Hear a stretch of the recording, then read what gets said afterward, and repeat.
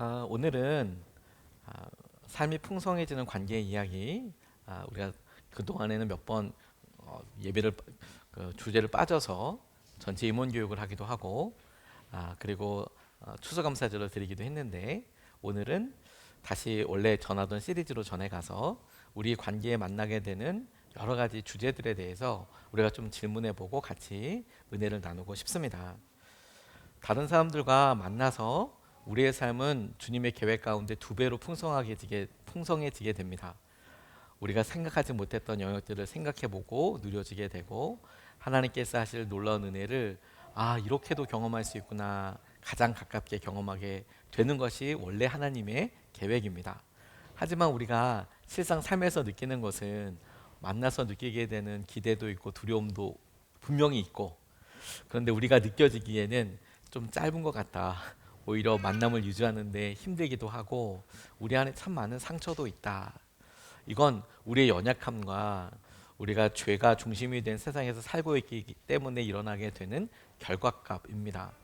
하지만 주님은 아담에게 하와를 소개시켜 주었을 때부터 완전한 몸을 생각하고 계시고, 우리가 전혀 다른 생각과 질문과 그리고 삶의 갑절이나 풍성하게 되는 그런 비밀들을 거기에 숨겨 놓으셨고, 가족이 조금씩 성장하면서 자녀가 생기고, 그리고 그 자녀를 통해서 일어날 수 있는 일들이 달라지면서 우리에게 느껴지는 영역들도 달라지게 되는, 자연스럽게 받아지게 되는 여러 은혜를 누리게 계획해 두셨습니다. 그리고 우리는 그 사이에서 사랑을 배우게 됩니다. 사랑은 이해하는 데 있어서, 어떤 사람의 마음을 이해하는 데 있어서 아주 중요한 요소이죠. 그래서 우리 어린 아이들이 소리를 내거나 혹은 여러 상황들을 이렇게 보면, 그 아이를 잘 사랑하고 가까이 있는 부모들은 아이가 왜 그러는지 이유를 너무 잘 압니다. 아이가 뭐가 필요해서나 혹은 어떤 시기이기 때문에 자연스럽게 나는 소리이죠. 처음 보는 사람들은 그 일이 되게 낯설 수도 있습니다. 하지만 그렇더라도 그 일을 사랑의 눈으로 보면, 아이가 그렇지, 이렇구나 라는 것을 쉽게 이해할 수 있는 것처럼, 우리 삶에도 가만히 보면 우리가 다른 사람들을 사랑의 눈으로 보고 그렇게 보려는 결단만 해도 그 사람에 대한 이해와 왜 저렇게 말하고 행동하는지에 대해서 생각해보고 또 공감하게 되는 영역들이 많아질 거예요. 그리고 바로 여기가 우리가 기도하고 오늘 말씀에서 좀 집중적으로 다루고 싶은 부분입니다. 무슨 말이냐면, 이게 잘 안 되거든요. 오랜 관계일수록 사랑하는 거 너무 잘 아는데, 심지어 사랑하는 관계인데 이해하는 게 어렵거든요. 그러니까 오늘 이해와 관련된 이야기를 할 때, 저는 온 인류를 다 이해하자 이렇게 적용하는 것은 너무 현실적이지 않다고 싶습니다. 오늘 딱 한 사람, 배우자면 아내면 아내, 남편이면 남편, 아이면 아이, 혹은 부모님이면 부모님, 딱 한 명만 오히려 집중해 보고, 왜 나는 이분을 사랑하고 혹은 사랑해야만 하는데 이해가 되지 않을까? 어쩜 이렇게 다를 수가 있을까? 도대체 어떻게 해야 할까? 라는 질문에서 우리가 시작할 수 있으면 좋겠습니다. 우리의 삶이 짧아서 모든 사람들을 하나님이 계획해 주신 대로 하나님의 선하신 계획대로 하면 사람을 만나서 멀티플하게 삶이 풍성해지고, 그리고 그 사람의 삶이 또 늘어나서 서로가 남이 아니고 하나 되면서 다채롭고 은혜롭게 누리게 될 테지만, 우리가 느껴지는 세상이 그렇지 않다면 적어도 우리에게 사랑하라고 주신 한 사람과는 우리가 하나님의 온전한 회복을 누릴 수 있어야 되겠는데, 먼저 이런 어려움 때문에 사랑할 수밖에 없는 관계를 하나님께서 허락해 주셨다라는 것에 먼저 믿음으로 시작하고 싶습니다. 왜냐하면 우리가 느껴지는 것이, 이제 그만 사랑하고 싶다, 그만 이해하고 싶다, 얘는 맨날 나만 하냐, 왜 저 사람은 나를 도대체 이해해 주지도 않고 말 한마디도 꼭 저렇게 해야 되냐, 이런 게 우리에게 다반사로 느껴지지 않습니까? 그래서 주님은 아예 우리의 사랑과 이해에 대한 우리의 의지가 계속 등락나락하기 때문에 아예 관계를 딱 만들어 놓으시고, 더 깊이, 더 지속적으로, 때로는 참아야 할 시기를 넘어설 수 있는 명분과 이유를 우리에게 허락하여 주셨어요. 그래서 연약함에만 의지해서 판단하지 않고, 그래 내가 이 시기 한번 넘어보자, 억지로라도, 그러면 그 억지로 지나간 시기가 우리에게 열매라고 찾아오고, 이런 이유가 있었구나라고 깨달아지는 새로운 축복이 되도록 하나님이 예비해 두셨어요. 저는 여기까지의 말이 여러분에게 마음의 상처가 되지 않기를 정말 간절히 기도합니다. 목사님이 몰라서 그래요. 우리 집을 항상 이야기를 나눠보면 목사님 몰라서 그래요. 100번은 내가 100번은 결정했어요. 100번이 뭐야? 1000번도 했어요. 하루에 한 번씩 했으면 10년 했으니까 3000번도 더 했어요. 이렇게 하실 분도 있다는 것을 저는 잘 알고 있습니다. 근데 여러분, 그런 여러 일에서 우리가 조금이라도 나은 삶을 해서 마치 재처럼 타버린 곳에서도 불씨를 찾듯이 진짜 안타까워야 될 문제들이 있지 않겠어요? 그건 다른 사람들에 대한 관심이 어느새 이렇게 사라져 버렸다는 거고, 이럴 때 내 마음속에 이해하고자 하는 마음만 없어진 게 아니라 사랑하고자 하는 마음도 없어지고 다른 사람들에 대한 관심도 다 사라져 버렸다는 점이 우리 가운데 같이 생겨나게 된 부산물 같은 거거든요. 관심 자체가 없어져요. 사랑해야 될 만한 사람 하나를 갖다가 그냥 됐어, 딴 데 관심 가고 살지 라고 하지만 정작 우리는 우리 마음속에서 왜 해야 하는지에 대한 이유와 원인들에 대해서 계속 괴로워하게 됩니다. 우리는 사랑하는 사람들 사이에서 느껴지는 상처가 더 많다고 여겨지죠. 그렇죠. 상처는 많습니다. 하지만 그럼에도 불구하고 우리가 이해하는 마음을 갖고 이해해 보려고 하는 것에 대한 하나님의 계획과 하나님이 어떻게 말씀에 써 놓으셨는지를 우리가 좀 붙잡고 오늘 우리의 마음에 느껴지는 현실을 우리의 결론이 아니라 말씀으로 믿어지는 진리를 우리 마음의 좀 중심으로 붙잡고 싶습니다. 첫 번째는 여러분, 우리가 이 일을 위해서 우리 마음속에 가져야 될 첫 번째 물꼬는 저는 이렇게 좀 열고 싶습니다. 이 해는 성숙과 함께 더 많이 늘어나게 될 겁니다.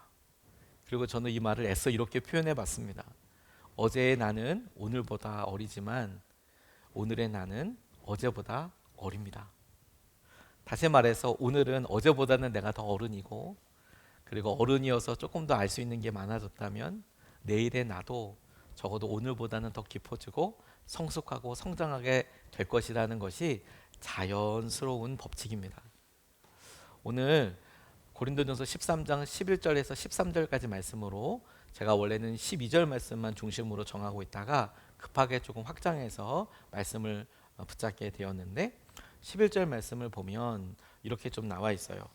내가 어릴 때에는 말하는 것이 어린아이와 같고 깨닫는 것이 어린아이와 같고 생각하는 것이 어린아이와 같았습니다. 그러나 어른이 되어서는 어린아이의 일을 버렸습니다. 말하는 것, 깨닫는 것, 생각하는 것, 말하는 것, 깨닫는 것. 이렇구나. 그리고 깨달았으니까 이렇게 해야 하는 것이 어릴 때는 어린아이와 같았다. 그런데 내가 어른이 되어서는 어린아이의 일을 버렸다. 그 말은 말하는 것도 깨닫는 것도 생각하는 방법들도 어른에 가깝게, 아니 적어도 그때 당시에 그 생각을 유지하지 않는다라는 것이 사랑을 이야기하다가 바울이 우리에게 쑥 이야기하는 부분이라고 싶습니다. 고린도전서 13장은 사랑은 이렇다 저렇다 계속 나오는 이야기거든요.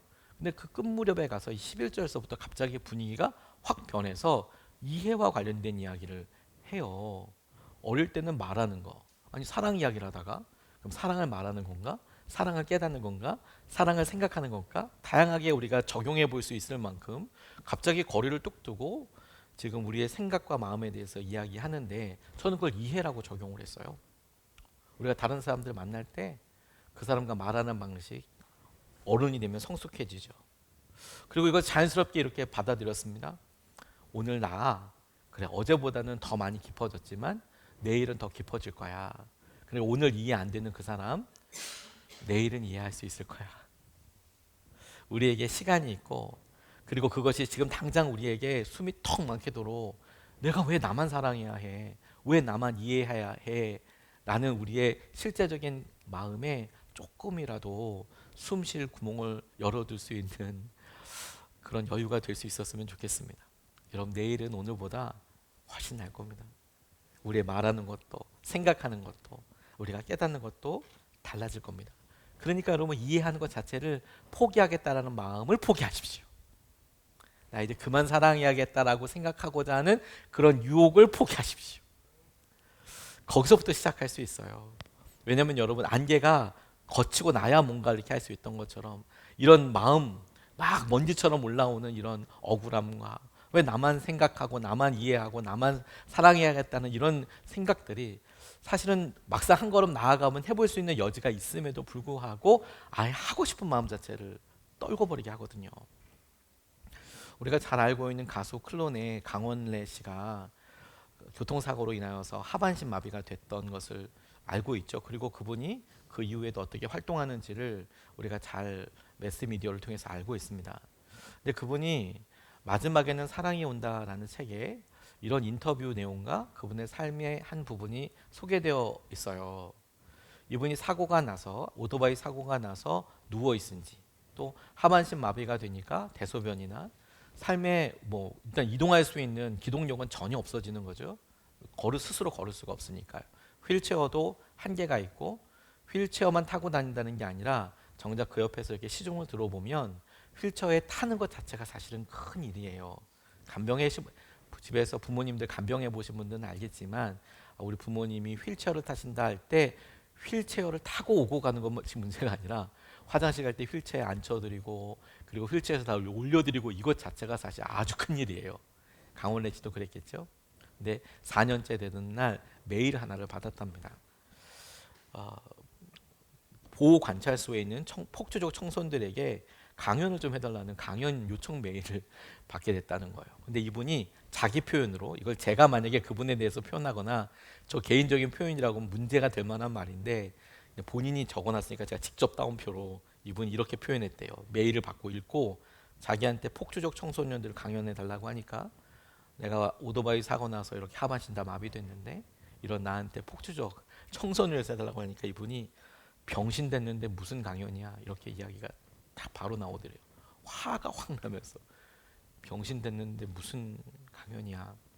저 너무 마음 아픈 말이죠. 근데 본인이 본인에 대해서 어떻게 생각하고 있었는지를 알려주는 말이어서 사실 다른 표현보다 직접 본인의 말을 그냥 전해봤습니다. 이분이 본인 스스로가 이제 장애인이고 움직일 수 없고 그 일을 아주 후회하고 있고 바보 같은 짓하고 생각하고 있고 하고 있다라는 의미이겠죠. 이게 내가 병신 됐는데 무슨 강연이냐. 근데 옆 주위에 있는 여러 지인들이 오히려 야 너 정말 잘할 것 같아. 그런 마음으로 얘기해 주대요. 원래야 네가 잘할 것 같아. 처음엔 짜증도 많이 내죠. 너 지금 내가 오토바이 타가다 이렇게 됐는데 그러니까 너 잘할 것 같아. 이렇게 얘기하지만 사실 말하는 것도 힘들었을 것 같아요. 진짜 원인이 오토바이를 타다가 그렇게 됐으니까요. 근데 주위에서 하도 많이 이렇게 이야기하니까 어쩔 수 없이 만났대요. 만나러 가서 자기가 너무 놀라운 것은 휠체어를 끌고 이렇게 가지고 있다니 뭐 화려한 이런 것도 아니고 자신이 얼마나 잘 나갔다고 얘기하는 것 자체도 사실 부끄럽죠. 그 상태에서. 그런데 자기가 너무 놀랐던 건 가서 앉아서 이렇게 보니까 소년 강원래들이 거기 너무 많이 앉아 있더래요. 폭주 뛰다가 잡혀가지고 거기 보호관찰소에 다 와 있는데 자기 닮은 강원래들이 너무 많이 앉아 있더래요. 그래서 이분이 이렇게 표현해 놨더라고요. 나도 청소년기에 감당할 수 없는 마음속 상처 때문에 춤을 췄고 나쁜 짓도 많이 했어요. 내 경험을 통해서 아이들을 이해할 수 있어요. 청소년들이 일탈하는 건 사회와 가정에서 받은 상처 때문이거든요. 사람은 강자에게서 받은 상처를 약자에게 분출하게 되잖아요. 너희들 상처 많이 받았지? 그래서 이런 행동을 한 거지. 그래도 너희들이 잘못한 건 사실이야. 하지만 난 너희들을 이해해 하는 마음으로 다가갔어요. 마음이 나도 나쁜 놈인데 뭘 가르치고 훈계하겠어요. 자기가 이런 마음도 이야기하시더라고요. 내가 나쁜 놈인데 뭘 가르치고 훈계하겠냐고. 그런데 이런 마음이 사람들한테는 참 많이 전달이 됐나 봅니다. 그렇습니다. 우리는 사고나 갑작스런 계기로 인하여서 그 사람의 입장이 나랑 상관없을 것 같은 내 과거가 내게 이해가 되는 순간들이 왕왕 있습니다. 그러니 여러분 지금서부터 우리 마음을 닫고 이해가 안 돼. 목사님 100번이나 내가 사랑해 보려고 노력했어요. 그렇게 포기하기보다 그럼 어떻게 이걸 해결해 볼 수 있을까? 한 번만 용기를 내서 말씀에 귀 기울이는 것이 너무 필요하다고 싶어요. 그럼 구체적으로 어떻게 이 일을 할 수 있을까요? 우리가 이렇게 상처나고 혹은 여전히 이 관계 자체가 상처가 난다고 생각했을 때 우리가 어떻게 이해하고 하나님께서 처음에 주신 형상대로 이런 만남을 통해 삶을 더 다채롭게 느끼고, 그런 마음으로 느낄 수 있구나, 그렇게도 삶은 아름답구나, 그런 상황까지 어떻게 회복되고 나아갈 수 있을까. 우리가 그 이해를 위해서 생각해야 될 것이, 하나님이 우리를 아시는 것처럼 우리도 알게 될 날이 오게 될 것이다 라는 하나님의 약속을 붙잡고 싶습니다. 제가 이 몇 주 동안 이 본문 말씀에 이 2절 말씀을 붙잡고 사실 설교도 거의 다 마감을 해놨었는데, 다시 고치면서 생각하게 된 것이 딱 하나를 붙잡았기 때문이에요. 오늘 13장 12절 말씀이 이렇게 이야기하고 있는데, 지금은 우리가 거울로 영상을 보듯이 희미하게 보지만 희미하게 보이는 것이, 그때에는 얼굴과 얼굴이 마주하여 볼 것입니다. 그러니까 또렷하게 볼 것입니다 라는 것이 첫 번째고, 지금은 내가 부분 전체에서 요만큼밖에 보지 못하지만은 그때는 하나님께서 나를 아신 것 같이 온전하게 전체적으로 토탈한 모습을 알게 될 것입니다. 사실 이 부분을 전 처음에 많이 봤는데, 근데 말씀을 묵상하고 마무리할 때가 되니까 전혀 다른 중요한 말씀이 비로소 제게 마음에 쾅 와서 닿더라고요.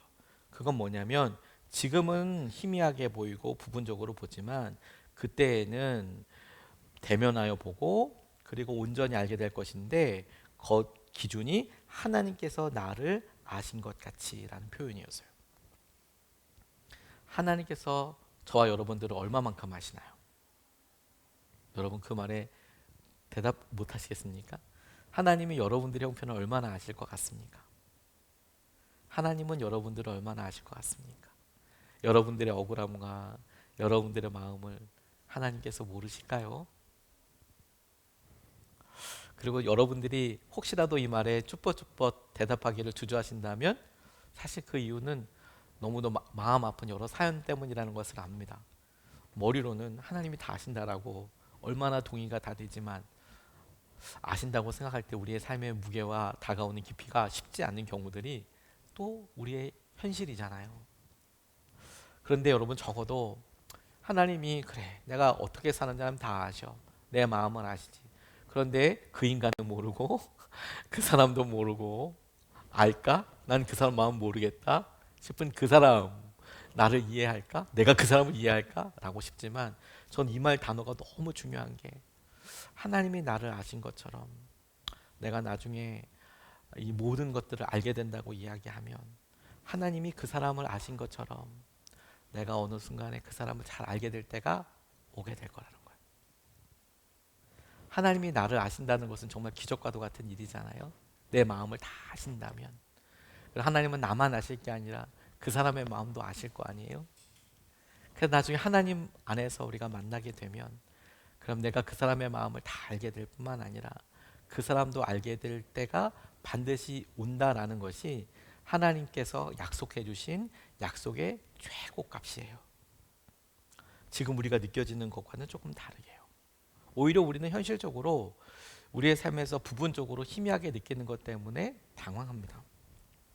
그런데 수준의 차이를 미리 걱정하지 말고, 그래 그렇게 완전히 오게 될 날이, 이해하게 될 날이 올 거야. 그러니까 완전한 이해에 대한 가능성을 완전히 이해하게 될 날은 없을 거야, 이렇게 생각하는 것과, 아니야, 이 땅에서가 아닌 영혼까지 이어지는 주님의 나라에서 우리가 영원이란 말을 빼고 하나님이라는 말을 빼고 이해와 사랑을 다 설명할 수 없거든요. 근데 주님께서 우리에게 예비하신 영원한 삶을 생각해 보면, 하나님이 우리를 아시는 것처럼 그 사람을, 혹은 그 사람이 나를 완전히 알게 되는 날이 올 거야, 영원한 나라에서. 오늘 본문 말씀은 몇 가지 부연 설명이 필요합니다. 우리가 거울로 영상을 보듯이 희미하게 보지만은 이라고 나와 있잖아요. 제가 당시에 거울 사진을 몇 개 준비해 봤는데, 저게 앞면과 뒷면입니다. 로마 시대에 AD 1세기경에 사용했던 청동 거울이에요. 그래서 지금 여러분들 보시기에 우측편에 있는 것이 아마 뒷면일 거예요. 그러니까 무늬가 있는 거죠. 그리고 여러분 보시기에 시커멓기만 하네 라고 생각되는 부분이 동판 부분입니다. 저길 잘 연마하고 닦으면 얼굴이 보였다는 거예요. 우리로 보면 꽹가리 같은 거죠. 여러분 잘 닦은 꽹가리 보셨나요? 두들겨서 하니까 얼굴이 잘 보이진 않지만 어쨌든 반짝반짝합니다. 근데 요즘 또 어떤 사람들이 이런 거 체험하는 무슨 세트 같은 걸 만들어 놨더라고요. 저도 검색하다가 저거 맑게 닦아놓은 거 없을까? 이런 생각을 해봤는데 어느 사람들이 그런 세트를 판대요. 관심 있으신 분들은 뭐 사시든 마시든 모르겠지만 그래서 광을 내놨더라고요. 이렇게 만들어집니다. 다음 장 보면 지금 인형을 마주하고 있는데 가운데 인형이 그래도 조금 더 뚜렷하게 보이죠? 저 정도까지는 보인대요. 근데 지금 저건 지금 복원해 놓은 거고요. 지금 복원해 놓은 거고 당시에 가정에서 닦을 때는 저만큼은 아니었을 거예요. 그러니까 희미하게 보이겠죠. 실제로 거울은 한 12에서 13세기 정도에 개발이 돼서 발명이 돼서 16세기, 17세기 정도에 퍼지게 됐대요. 전 유럽에. 그러니까 지금 우리 쓰는 거울이랑은 완전 달랐죠. 그러니까 희미하게 보이고. 그러니까 그 사람과의 관계나 나에 대한 마음이나 내 미래나 희미하게 이해가 되고 뿐만 아니라 전체가 아니라 부분적으로 보다 보니까 우리가 삶을 경험하다 보면 그것만 밖에 몰랐을 때는 그것 때문에 화도 내고 하지만 막상 돌아가는 상황들을 보고 나니까 아 그럴 수밖에 없었구나. 그래 그 정도면 정말 잘했구나. 그래 아 그게 탁월한 선택이었네. 그리고 나중에 보면 그 부분에서 거기서 볼 때는 그것밖에 안 보이지만 나중에 좀 잘하거나 상황이 바뀌면 이거 이해하게 될 거야. 진짜 내 입장에 와봐. 이거 진짜 다른 방법이 없어. 이런 것들을 또 알게 될 때가 온다는 것 아닙니까? 그렇게 해서 우리가 찾을 수 있는 거는 희미해서 더 또렷해지는 거, 그리고 부분적에서 더 전체적이 되는 것 정도로 확장되지만, 근데 그 수준을 어디까지 정해 놓으셨다고요? 하나님께서 나를 아신 것처럼 내가 온전히 알게 될 것입니다. 때가 오게 될 거라는 거예요. 그러니 여러분, 이 땅에선 불가능해. 이렇게도 말하지 말고, 그래 우리가 하나님께서 주실 완전한 방향을 알아가고, 그래 내가 포기하지 말아야겠다. 하나님께서 주실 마음으로. 그래서 여러분 우리가 애들로 그런 마음에 동의가 된다면 이렇게 오히려 기도해야 될 거예요. 뭐라고? 그렇다면 주님, 하나님께서 그 사람을 보시는 마음을 좀 제게도 부어주십시오. 나중에 하나님이 아시는 마음을 아시는 것처럼 나도 알게 된다고 하셨으면, 지금 하나님 제 마음을 아시고 제 어려움을 아시고 계시니, 그럼 하나님 그 사람 보기에도 하나님 마음이 있으실 거 아니에요. 그러면 하나님 그 사람을 향한 하나님의 마음과 시선을 나도 좀 알게 해주세요. 나도 좀 보여주세요. 나도 좀 알게 해주세요. 왜냐하면 우리의 생각과 우리의 마음이 늘 다르기 때문입니다. 저는 어느 한 집사님이 저한테 오셔서 자신에게 있었던 일을 이렇게 몇 번에 걸쳐서 같이 기도 요청을 해서 기도했던 적이 있었는데, 그 기도 요청을 통해서 저도 참 새로운 경험을 하게 되었어요. 이혼 이제 숙려 기간 동안에 3개월 동안에 있었는데, 갑작스럽게 이혼하기로 한 이혼 서류는 냈고 남편에게서부터 이제 연락을 하게 된 일을 나누게 됐는데, 이분이 자기 딸이 말이 이제 조금 이혼 상황이 너무 커서 말을 못하게 되고 이러니까 너무 답답하고, 그런데 그 말도 잘 떠듬떠듬하던 첫째 딸이 갑자기 말을 하기를 바다에 가고 싶다라고 이야기를 했대요. 그러니까 이제 언어 때문에도 엄마가 늘 미안한 마음을 갖고 있는데 바다 가고 싶다라고 이야기를 하니까 아빠한테 얘기해봐, 이렇게 얘기를 했대요.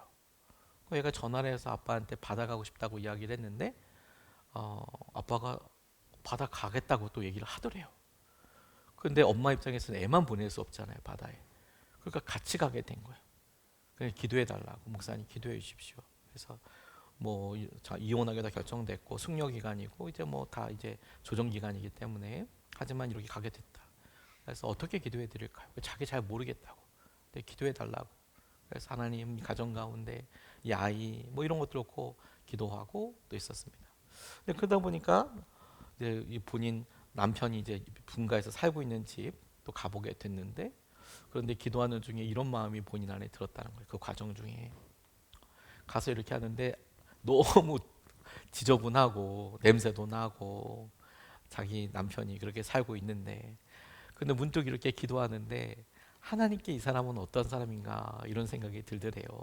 거기서 그냥 뭐 사랑하는 마음도 없고, 그런데 하나님께 이 사람이 얼마나 소중한 사람인가 이런 마음이 이렇게 후 들면서 자기도 어느 순간에 너무 불쌍하다, 이런 생각이 들더라는 거예요. 그리고 그 다음에 만남 이렇게 이야기할 때 그런 이야기를 저한테 이렇게 나누면서 그 과정을 몇 가지 이렇게 거치면서 결국에는 다시 회복되는 것을 경험하게 됐어요. 근데 여러분, 어떤 때는 너무 안타깝지만 아주 극한의 상황에 있다는 것에 대해서 사실 저는 인정합니다. 너무 힘들고 어렵죠. 하지만 여러분, 우리가 그런 여러 일에 있어서 하나님께서 가지고 계신 계획에 대하여 우리가 방향을 잡는다면 하나님이 나를 아신 것처럼 내가 이 상황에서 나도 이 모든 상황을 알게 되는 때가 분명히 올게 될 거라고 하셨는데 지금은 나로 이해할 수 없는 저 사람으로 인하여서 내가 힘들고 낙담되고 어렵습니다. 그러니 하나님, 여기까지가 내 한계이고 하나님이 저 사람을 어떻게 생각하는지에 대한 그 마음을 내게 좀 알게 해주십시오. 알려주십시오. 그래서 그런 의미로 이해와 사랑의 관계는 나와 그 사람만의 문제가 아니라 나와 주님과의 문제가 되는 거예요. 주님 나를 사랑하신 것 같이, 나를 알고 계신 것 같이 그 사람을 향한 주님의 마음과 주님의 시선을 내게 알게 해주십시오. 그래서 주님께서 우리를 사랑의 눈으로 봐주신 것처럼 주님이 그 사람을 왜 사랑의 눈으로 보고 계신지, 어떤 계획을 가지고 계신지, 어떤 마음을 생각하고 계신지에 대해서 알고 볼 수 있도록 우리가 초청받고 순종하도록 기도하게 하는 것이 우리가 이해와 사랑에 대해서 하나님이 원래 우리에게 계획하셨던 더 폭넓고 은혜를 누릴 수 있는 두 번째 스텝이 될 겁니다. 그리고 마지막으로 여러분, 우리가 꼭 기억해야 될 것은 이해와 또 여러 일에 있어서 그 일에 대한 변명도 우리에게 충분히 납득이 갈 만한 변명들도 있고, 그리고 설득되는 과정도 있고, 하지만 그런 여러 과정들 중에 사랑한 것만 결국에 남을 거라는 사실을 꼭 기억하십시오. 이해와 사랑은 다른 말이에요. 이해를 사랑으로 할 수 있지만 사랑하기 때문에 이해할 수 있어요. 근데 뭐 이해한다고 다 사랑하게 되는 것도 아니고요. 또 사랑하는 표현이 이해만 있는 것도 아닙니다. 하지만 아주 밀접한 관계가 있죠. 13절 말씀에 이렇게 나와 있습니다. 그러므로 믿음, 소망, 사랑 이 세 가지는 항상 있을 것인데 그 가운데서 으뜸은 사랑입니다. 사랑장을 마무리하면서 믿음, 소망, 사랑 이 세 가지는 항상 있을 것인데 그 가운데서 으뜸은 사랑입니다. 이렇게 표현을 하고 있습니다. 13장을 다 읽어보면 너무 은혜롭겠지만, 근데 저는 이 말씀을 오늘 사람들을 이해한다는 게 가능한가? 이미 불가능한 것 같아. 상처 때문에, 어려움 때문에 생각하고 주저하는 우리에게 주님께서 애써 이 말씀을 다시 하신다면 저는 이것이 이렇게 읽혀져야 한다라고 싶어요. 이렇게 적용되는 것이 맞다고 싶습니다. 사랑한 것만 이해될 것이다. 으뜸은 사랑이다 라고 이야기하실 때 사랑한 것만 이해하게 될 것이다. 우리가 사랑하려고 한 것만. 영어의 understand라는 말을 어떤 사람이 그 사람 밑에 언더가 밑에라는 뜻이지 않습니까? 밑에 stand 서 있는 그런 형국을 설명하면서 understand 이해하려면 그 사람 밑에 있어야 이해가 된다라는 말을 귀담아 들은 적이 있어요. 그렇죠? understand 이해한다라는 것은 내가 그렇게 따르겠다라는 태도이죠. 그 사람의 생각을 좀 앞서서 생각하겠다. 그리고 이 부분이 굉장히 우리에게 고통스러운 부분이고요. 어렵고 힘든 부분이잖아요. 그런데 기억하세요. 어렵고 힘들지 않은 건 아니지만 그러면 나한테는 뭐가 남는 건데, 내가 이해하고 내가 사랑하는 것이 나는 손해보는 거고 지금 우리가 느껴지는 느낌에서 내가 실패하는 거고 그 사람은 그냥 자기 혼자 잘 살고 이렇게 가는 거고 나는 실패만 하는 거고 나는 외롭게만 하는 거고 나는 이대로 끝나게만 하는 건가? 아닙니다, 여러분. 시간이 지나면 사랑하는 사람들은 알게 되는 분명한 진리가 있어요. 알게 되는 진리. 사랑을 많이 받아서 심지어 뺏듯이 해서까지 누리는 사람 있죠. 그런데 그렇게 누리는 은혜는 사랑을 많이 해서 누리게 되는 것과는 비할 수 없어요. 사랑을 많이 하는 사람. 저는 사랑을 많이 받는 것보다 사랑을 하는 것이 훨씬 더 우리에게 직접적인 축복의 통로가 된다라고 저는 그렇게 생각합니다. 여러분, 우리가 어렸을 때를 기억해 보세요. 우리가 어렸을 때 우리를 향한 부모님의 모습에 1%라도 우리가 알았습니까? 그런데 너무 아이러니한 건 우리가 부모가 되고 나니 1%도 모른다는 것은 여전하지만, 하지만 왜 우리 어머니 아버지가 그때 그렇게 말하고 행동했는지 조금이라도 알게 됐어요. 이유가 있다면 하나예요. 전보다 사랑을 더 많이 받고 있기 때문입니까? 아니요. 지금은 내 새끼, 내 자녀 어떻게든 사랑을 해보려고 하니까 사랑에 대해서 느껴지는 게 훨씬 더 많은 거예요. 내가 음식을 고를 때에나, 내가 반찬을 고를 때나, 양보할 때에나, 우리 집에 돈 쓰는 거 시간에 있어서나 어떤 우선순위를 정할 때, 아이들 정하고 났을 때 내가 실제로 그렇게 하고 나니 문득 그 일에 불편함을 느낄 때, 나 어렸을 때는 우리 부모님이 나를 이렇게 사랑했구나 전혀 몰랐는데 지금은 그게 사랑의 눈으로 보여지게 되는 거잖아요. 사랑을 받아서 누리는 게 더 많아요? 사랑을 해서 누리는 게 더 많아요? 사랑을 막상 해보려고 하니까, 하려고 하니까 그게 느껴지죠. 반면에 우리 아이들 입장에서 한번 생각해 보면, 저는 이 말씀을 묵상하면서 이런 생각을 해보게 됐어요. 아이들이 변하지 않는 이유는 사랑을 받지 못하는 것만이 아니라고 싶습니다. 물론 사랑받지 못해서 거리의 아이들이 되기도 하고 그런 정말 마음 아픈 아이들이 있습니다. 하지만 일반적으로 여러분 우리 가정을 생각해 보세요. 여기 우리 말씀 같이 듣는 여러분들이 여러분들 자녀 그냥 마음속으로 내가 사랑을 좀 덜하는 것 같아 이렇게 느껴지는 것 말고, 여러분들이 다른 가정에 조금이라도 비교돼서라도 혹시라도 처진다 못한다고 하면 여러분이 가만히 있을 사람들입니까? 제가 아는 여러분들은 어떻게든 똑같이 해주려고, 사랑해 주려고 모든 노력하는 분들이에요. 제가 다 알아요, 여러분들 상황을. 우리 집은 사랑 절대 안 해 이렇게 하지 않고요. 없어도 뭔가를 해주고 준비해 주려고 노력하잖아요. 사랑하려고 다 준비해 줬잖아요. 그런데 사랑을 받지 못해서, 우리 아이들은 사랑을 받지 못해서 변하지 않는 게 아니고요. 오히려 어른들은 아이들이 사랑받지 못하는 일이 없도록 모든 부분을 꼼꼼히 챙기려고 하죠. 부모들은. 그리고 그 주위에 있는 정상적인 어른들. 그런데 정작 아이러니한 것은 뭐냐면 아이들 스스로가 사랑할 만한 것을 찾지 못하고 있다는 점이에요. 아이들이 사랑할 만한 것을 찾지 못해요. 굳이 친구를 만들지 않아도 돼요. 요즘은. 예전에는 학교 다니고 이러려면 친구의 도움이 꼭 필요했어요. 근데 지금은 굳이 친구를 만들지 않으려고 해도 돼요. 핸드폰만 있으면 돼요. 지금은 굳이 옆에 있는 사람과 이야기하지 않아도 돼요. 귀찮아요. 에너지 쓸 이유가 없어요. 핸드폰 하고 있으면 돼요. 지금은 굳이 다른 어른들 도움 필요 없어요. 길 물어볼 필요 없어요. 핸드폰 있으면 돼요. 지금은 어떤 누구 도움 요청 이렇게 할 때 바로 옆에 있는 아저씨한테 도움 요청할 필요 없어요. 핸드폰으로 112에다 전화하면 돼요. 119에다가. 그래서 어쩌면 우리가 애들한테 사랑을 표현할 수 있는 것이 때 돼서 분기마다 핸드폰 바꿔주는 거, 이런 거였을 수도 있어요. 나중에는 시간이 지나고 나면. 그런데 여러분, 그러니까 아이들은 정작 과거 30년 전보다 지금 더 많은 사랑을 부모로부터 받고 있는데, 정작 그러면 우리 아이들이 과거에 우리가 경험했던 그때보다 어느 때가 더 좋다 이런 꼰대 같은 그런 게 아니라, 나 때는 이게 아니라 차이를 본다면 사랑은 확실히 더 많이 받았다고 싶지 않습니까? 우리의 관심과 에너지는. 그런데도 우리 아이들이 정말 어려움을 겪고 있는 것이 있다면 그건 뭐냐면 정작 받는 것에서는 사랑하는 법을 잘 모르더라라는 거예요. 아이러니하게도. 그럼 우리의 경험을 단순하게 적용해 보면 어때요? 우리도 몰랐잖아요. 사랑을 받을 때는. 우리는 언제 사랑하는 법을 배웠어요? 우리가 사랑해야만 할 때 배웠어요. 우리가 잠을 빼앗아가면서 애 분유타며 먹인다고 헤맬 때부터 배웠어요.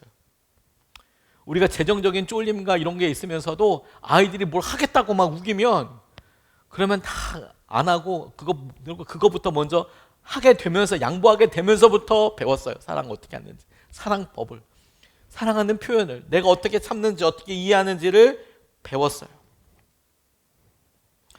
사랑하는 법을 아이들이 모르고 자신이 그러니까 사랑받고 있다는 사실도 잘 몰라요. 그냥 피상적이죠. 그냥 그런 게 당연한 거보다라고만 생각하고 있어요. 그게 부모들이 어떤 희생과 어떤 대가를 치르고 있다는 거 잘 몰라요. 밤을 새서도 피곤해서도 그렇게 데려다주고 뭐 어떻게 한다는 거 잘 몰라요. 알아도 그게 막 그게 와 이걸 갖다가 줄여주기 위해서 부모들이 어떤 우선순위를 조정해야 되는 건 잘 모르기 때문에 그냥 그거는 아무렇지 않게 다 흩어버려요. 그러니까 소중한 사람에게 막 사랑을 쏟아붓는데 자신에게 그 사랑을 쏟아부어주는 사람에게 다시 사랑을 건네주는 게 아니라 웬 다른 사람들한테 다 나눠줘요. 사실 우리도 할 말 없는 게 우리도 그랬어요, 여러분. 그렇지 않습니까? 부모들 우리 사랑해줄 때는 우리가 뭐 부모님께 사랑한다고 감사하다고 말이라도 제대로 했나요? 부모님만 그 어버이날 날 때 뭐 편지나 이렇게 써가지고 드리고 용돈 이런 거 좀 드리는 정도였죠. 그러니까 이제 우리 아이들은 가수들에게 너무 쉽게 줘버려요. 그냥 다 줘버려요. 시간도 다 줘버리고요. 핸드폰에 다 줘버리죠. 사랑 잘 배우지 못해요. 그러면 사랑을 받지 못해서가 아니고요. 사실 우리 자녀들은 본인이 사랑하지 않아서, 본인이 사랑할 수 있는 기회가 많지 않아서, 아니 본인이 사랑해야만 하는 기회를 하지 않아서, 본인이 이해하고 본인이 참아내야 하고 본인이 감당해야 될 기회들이 사실은 없었기 때문에 배우지 못했고, 배우지 못했기 때문에 사랑에 서투르고 하는 상황이죠. 그래서 변하지 않아요. 여러분 여기까지 동의가 가능하세요? 그리고 그 말을 바로 우리 이야기 적용하고 싶어서 이렇게 길게 설명한 겁니다. 우리는 어제보다 오늘이 어른이지만 확실히 내일보다 오늘 우리는 어린아이잖아요. 우리가 우리를 향한 사랑과 은혜를 다 누리지 못하는 이유는 충분한 사랑을 받지 못해서가 아닙니다. 우리가 더 많이 사랑하지 못해서예요. 우리가 더 이해하지 못해서예요. 적어도 이해가 불가능이라는 것에 대해서 우린 정말 너무 공감이 가고, 다른 사람은 어떻게 이해해? 어떻게 이해를 넘어서 사랑해? 너무 이해가 가지만, 하지만 우리 마음속에, 그러니까 우리 마음속에 방향을 정하고 말씀대로 따르고자 하는 것을 통해서 우리가 누리게 될 유익을 찾자는 거예요. 이스라엘 백성들이 희년을 꼭 지켜야 할 때, 희년이 되면 다 땅을 돌려줘. 원제 주인에게 다 돈 내고 팔고 샀는데도 원래 땅에게 다 돌려줘. 이렇게 이야기했거든요. 50년에 한 번씩 오죠. 그러면 여러분 그때 우리는 이렇게 생각해요. 그동안에 자기의 실수나 혹은 자신의 어떤 결정으로 인해서 자기 땅 다 팔아버리고 이제는 소작농으로 살던 사람들이 희년이 다가와요. 그러면 이제 땅이 회복되네? 엄청 기쁘겠다라고만 생각해요. 그건 참 되게 그 마음을 너무 이해하지만 주님께서 예비하신 사랑의 100분의 1도 모르는 거예요. 하지만 반대편 사람들이 있습니다. 열심히 일했어요. 낮도 밤도 열심히 일하고 계속 그렇게 일했어요. 성실, 능력 탁월했어요. 그래서 땅을 많이 모았어요. 근데 희년이 다가와. 땅을 나눠줘야 된대. 그럼 이 사람한테는 저주인가요, 그게? 저주인가요? 땅을 다 나눠줘야 돼. 땅이 새로 생기는 게 아니잖아요. 달나라를 우리가 개척하는 게 아니지 않습니까? 근데 주님은 그걸 축복이라고 말씀하시고 모든 사람에게 기쁨이라고 얘기하시 희년이라고 말씀하시잖아요. 그러면 우리의 사고가 와, 나 없는데 이거 생기면 너무 좋아라는 시선에서 바라보는 한 그건 절대로 축복으로 여겨지지 않아요. 세상 같은 저주죠. 내게 있는 그 땅 부치가 최선이라고 생각하는 사람은 이런 진짜 심판의 날이 없어요. 그런 마음으로 그 땅을 많이 갖고 있는 사람.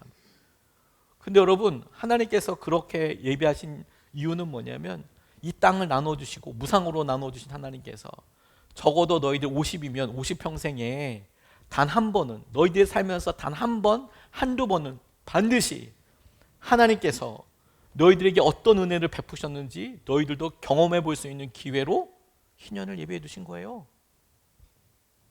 그날은 내가 없었는데 채워져서도 큰 기쁨이지만 그것보다 더 놀라운 기쁨은 어딘지 아십니까? 내 것을 주님께서 주신 것이기에 주님의 마음으로 사람들에게 나눠주고 복의 통로가 되었을 때 사람들이 기뻐하고 사람들이 다시 복되고 희망을 갖는 것을 누리는 통로로 내가 쓰임 받는 것이 어마어마한 하나님의 마음인 것을 알게 되는 것이죠. 그게 기쁨인 것이죠. 사랑은, 이해는 주님의 마음에 동참하고 알아가게 되는 거예요. 그럼 반드시 주님이 그것을 통해서 축복해 주시는 시간이 있습니다. 희귀병 때문에 손가락만 겨우 움직이던 아들이 있었답니다. 어두운 방에서 고립된 채 게임만 했대요. 그러니까 눈만 움직이고 목 정도, 손가락 정도만 움직이게 되죠. 학교도 못 가고 어렸을 때부터 그런 희귀 난치병이니까 조심조심 건강 조심하면서 하는데 나갈 수 있는 길이 없고 친구도 없죠. 학교 생활을 안 하니까 친구도 없죠. 그래서 계속 이제 게임만 하고 이렇게 있는데 그 부모는 얼마나 억장이 무너졌겠어요. 좋은 세상 보여주고 싶고 그렇기도 할 거 아닙니까? 근데 사실 형편이 아이를 데리고 휠체어 끌고 나가는 거 쉽지 않잖아요. 근데 그런 상황이기도 하고 어려운데 게임만 하다가 세상을 떠났대요. 그러니까 부모가 또 억장이 무너지는 거죠, 그렇죠? 불쌍한 우리 아들 평생 컴퓨터 앞에 있다가 게임만 하다가 죽었는데, 근데 장례식 당일 기적 같은 일이 벌어졌대요. 생전 처음 보는 사람들이 몰려와서 오열을 하더라는 거예요. 그래서 근데 집에 누가 사람이 찾아왔으면 부모들이 모를 수가 없잖아요. 장애가 있고 평생 아팠기 때문에 학교를 보내지도 못했고 그냥 뭐 가정에서 이렇게 하고 그랬는데 사람들을 만날 수 있을 때가 전혀 없거든요. 그런데 사람들이 엄청 많이 와가지고 그렇게 막 오열을 하고 울더래요. 이유를 알게 돼서 부모님이 진짜 큰 충격을 받았는데 알고 보니까 아들이 게임 속에서 전설적인 인물이 되어 살고 있더라는 거예요. 게임 속에서. 현실에선 휠체어에 이렇게 묶여서 이래서 평생을 살아야 했는데 아마 이 친구가 했던 게임이 뭔지는 모르겠는데 전투 퀘스트? 아마 전투를 하고 이렇게 수행하고 이렇게 싸우는 그런 건가 봐요. 그런데 그런 거 전투 퀘스트 거기서 해야 될 임무 뭐 어디 가면 뭘 먹어야 하고 누굴 어떻게 해야 되고 이런 퀘스트들이 있는데 이 청년인지 학생인지는 모르겠는데 이 아이는 매일 그 전장을 숲을 달리면서 자유를 만끽했대요. 그러니까 그 게임이 아마도 무슨 누굴 어디 점령하거나 누굴 죽이거나 뭐 이런 거일 텐데 거기에 한 캐릭터 한 사람이 그렇게 달리는 애가 있더래요. 그렇게 뭘 먹으려고 하지도 않고 항상 보면 달리는 애가 있죠. 그래서 만나면 서로 총 쏘거나 뭐 하거나 뭐 퀘스트하고 이러는데 주로 매일 숲을 달리면서 자유를 만끽하던, 그래서 만나서 유저들을 만나면 고민을 해결해 주는 그런 전설적인 사람이었대요. 뭘 점수를 먹으려고 하지도 않고 무슨 아이템을 하려고 하지도 않고 그냥 달리다가 사람을 만나면 얘기해 주고 이해해 주려고 하고. 근데 그가 베푼 친절이 현실 유저들의 인생까지 바꿔 놓았답니다. 그래서 그렇게 모인 유저들은 촛불을 든 채 그가 내 인생을 어떻게 바꾸었던지 하나둘씩 증언하고 이야기하기 시작하고, 그걸 본 부모는 그제야 깨달을 수 있었는데 자기 아들이 방구석 외톨이가 아니라 오히려 그 누구보다 많은 사람에게 사랑받고 존경받는 리더였다는 것을 깨닫게 됐대요. 저는 그렇게 누리게 된 부모의 행복감이 하나님 나라에 가서 우리가 겪어온 삶을 돌아보며 하나님과 함께 바라보는 우리의 삶에 느끼게 되는 기쁨에 비교도 안 된다고 싶어요. 하나님이 여러분 저를 어떻게 보십니까? 그리고 그때에는 반드시 그것을 보여주신다는 건 아닙니까? 그럼 우리가 한 번만 더 이해해보고 한 번만 더 사랑해보고 한 번만 더 그 사람의 하나님이 보시는 시선으로 우리를 보게 해달라고, 그렇게 우리가 마음을 꼭 붙잡고 기도하고 주님 앞에 함께 나아갈 수 있으면 좋겠습니다.